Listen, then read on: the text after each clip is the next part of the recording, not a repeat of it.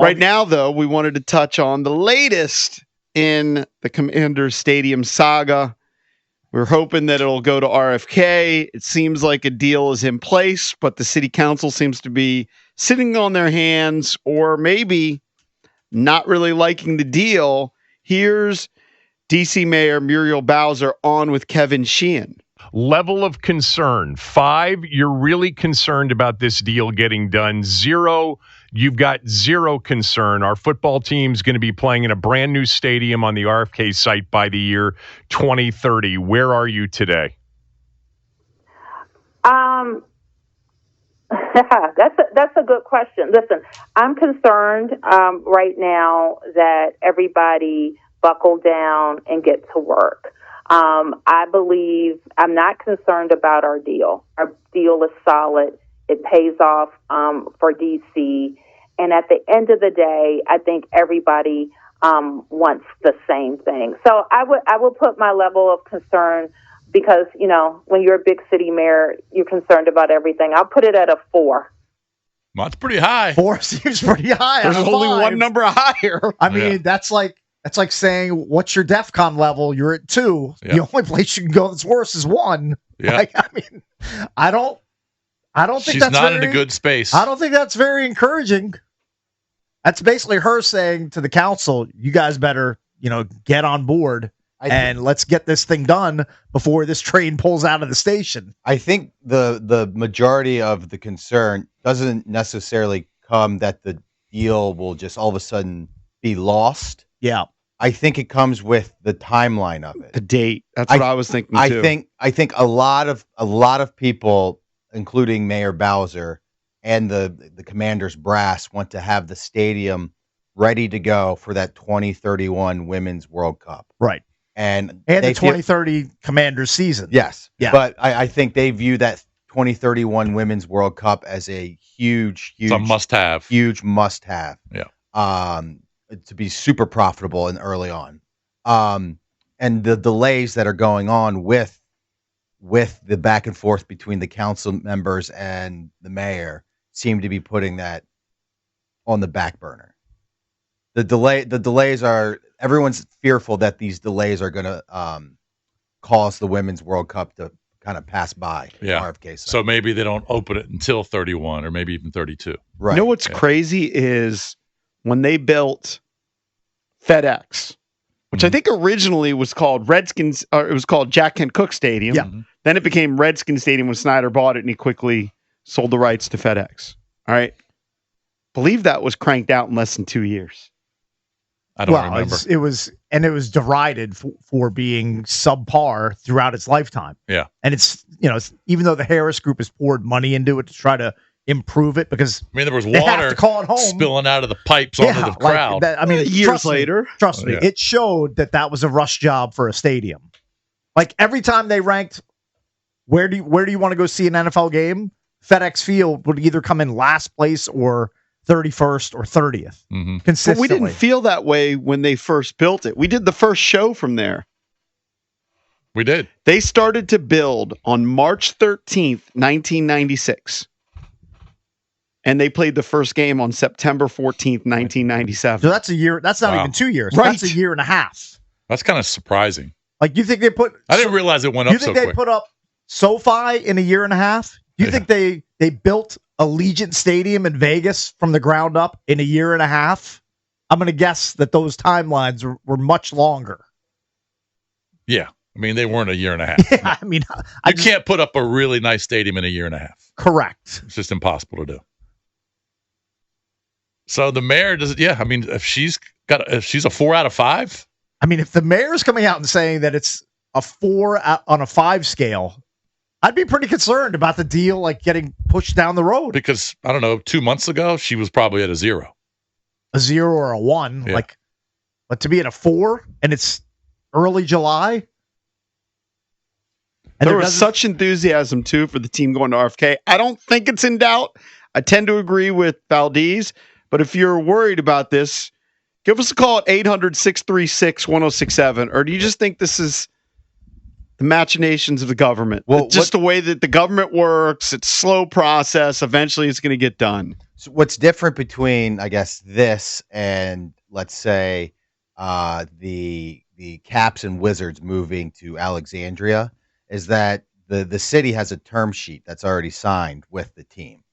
So it's hard, much harder to back out and go somewhere else. Right. It's almost like a signed contract that it's at that site. But that contract could be void if there is a delay, if the delay extends too much. Right. Then all of a sudden the window of the contract is out. Now what the council members are disagreeing on. Well, number one, the budget, and this is considered a budget item, was submitted later than it was supposed to. And the council members want to cross their T's, dot their I's, go through it with a fine-tooth comb, make sure the deal is good for both sides. So they're gonna resubmit it to the mayor, and the mayor might have to go through that and then resubmit it back and forth. That's where the major delays come. Yeah, I was going to say that takes weeks, if not months. So supposedly there's going to be a vote on this on the 21st, and they should submit. The council members should submit their counter offers to the mayor and to the commanders by that date. So some of those counter measures are parking, for instance. Mhm. Who controls the land? Are they leasing the land to Josh Harris? Also, labor unions. The council members want to use certain unions to do the job. It's a very complicated process that the city is using $2.7 billion for. Here's my question, though. Why does it, if they want to hit 2030, why should it take so much time? All right. If you want to say that the construction of Northwest Stadium, which first was Jack Kent Cooke Stadium, then Redskins Stadium, then FedEx Field, and now is Northwest Stadium, is an outlier. Okay, that's fine. Most of these stadiums aren't being built in a year and a half. Mm-hmm. I mean, that's an absurd timeline looking back on it. It's almost unbelievable. It's like you got to double check it. But they built that thing in March of '96. They said we're going to have it ready by the start of next season, and then in week 2 in 1997, they had a game there. Like, it was that quick. So it you're was thinking basically it should a year. take 3 years? So 4 Allegiant years? Stadium took 3 years. There's in November 2017, and it was finished in July 2020. So technically less than 3 years. I don't know. So why are we panicking? Is it because the stupid asbestos? Like, what? Why is it going to take 5 years to construct? I think they're worried about just the legal wranglings, getting permits, and staying on a timeline to have everything done by 2030. Yeah, I mean, I don't think they're saying it's going to take 5 years once they put the first shovel in the ground to complete it. I just think there's a process that we don't understand and we can't comprehend. There's a lot of stuff has to happen, and it's probably going to take 5 years for it all to get done. It's not like a book report where you can kind of fake your way through it on the night before you got to turn it in. Right. Yeah, there's a lot going on there.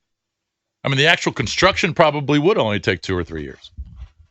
Yeah, but it's all the hurdles and the agreements and getting the council on board and doing it on a proper timeline to get you to that 2030 date that I'm sure Josh Harris and his other owners are thinking, well, that date's probably in peril now.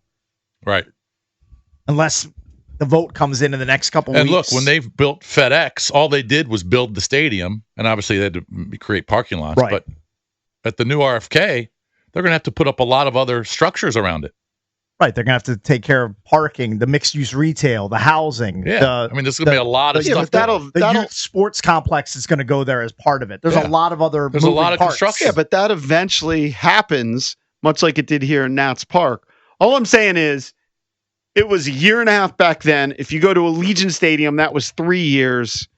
I wouldn't panic. 800-636-1067. Let's go to the phones. All right, let's go to Kevin. He's calling in from D.C. What's up, Kevin? You're on with the Junks.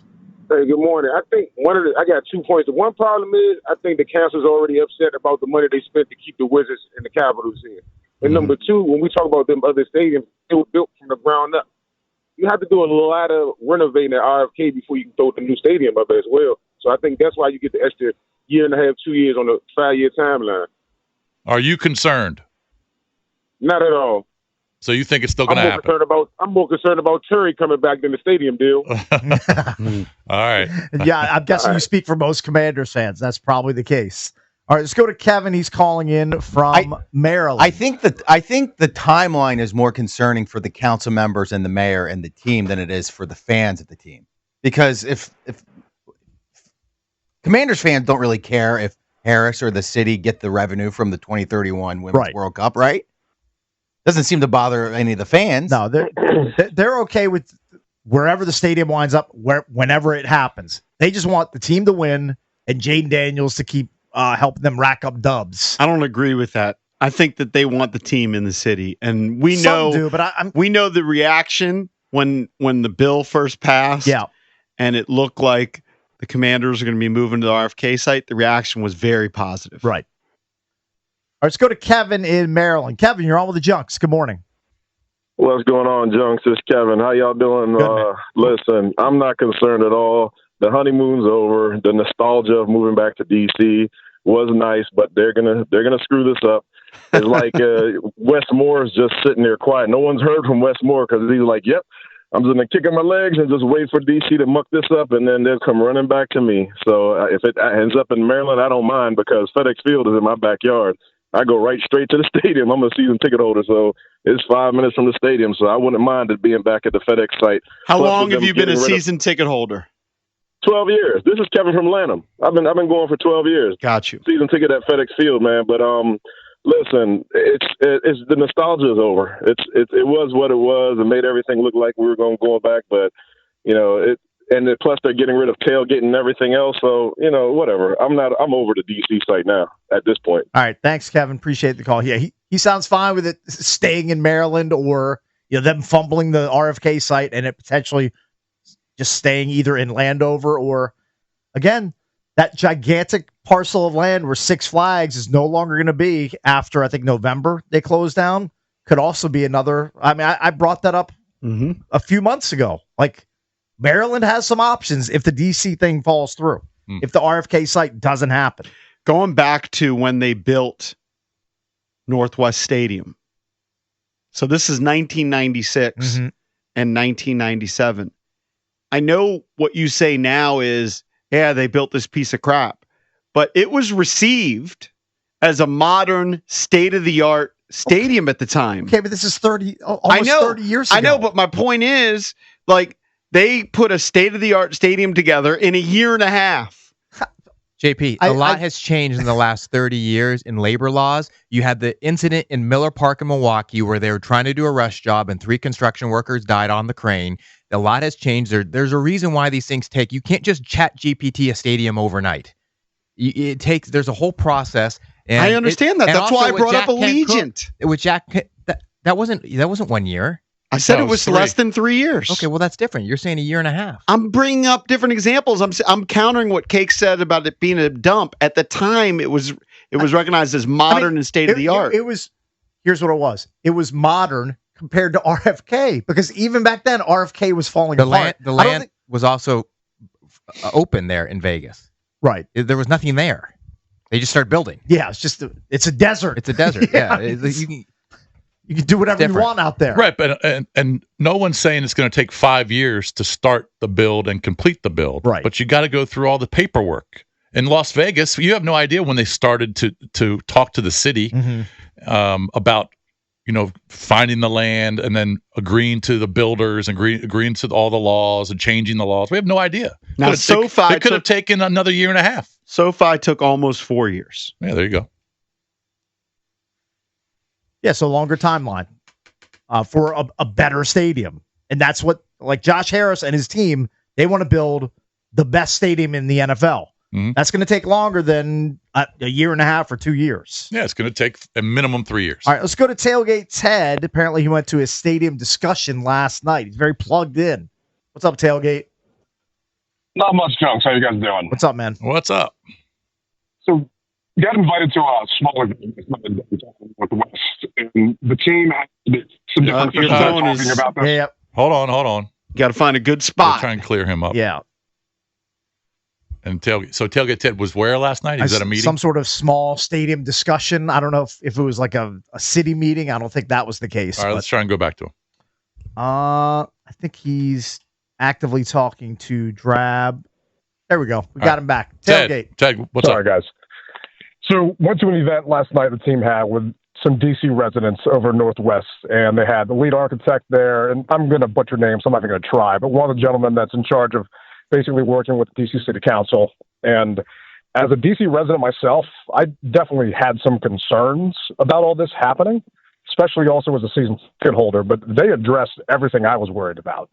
Right. The taxpayer dollars for DC, you guys have talked about it. It's going to the infrastructure, and that needs to happen regardless of anything. So the council and the mayor, they're acting like children fighting in the Washington Post and talking to each other through Kevin Sheehan. I mean, this grandstanding and the fact that Mendelson is trying to push this vote out until after they go to recess and not actually talk to people, it's almost like the mayor's forcing us to vote on July 15th. And you know what? It's our timeline, not hers. So we're going to vote later on, but we're just going to get it done anyway when we want to do it, not when you want us to do it. Ted, what's your concern level, 0 to 5? I'd say a 2 at this point.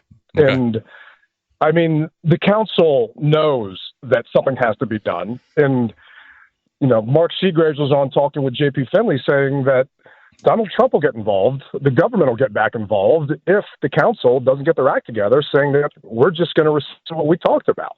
It's federal land, and that stadium has to happen. And they don't want that to happen because it's an election year. So I think a lot of this is just grandstanding and not letting the mayor win per her deadline. That wouldn't surprise me if they just voted on July 16th instead of the 15th just to make the mayor look bad. All right, thanks, Tailgate. Appreciate it. All right, let's take a break. We're reaching out to Commanders fans. Are you concerned that this stadium deal is not going to get done? Like Mayor Bowser sounds like she's very concerned. On a level of 0 to 5, she's at a 4. That's what she told Kevin. 1-800-636-1067. Taking more of your calls, Commander fans, when we come back.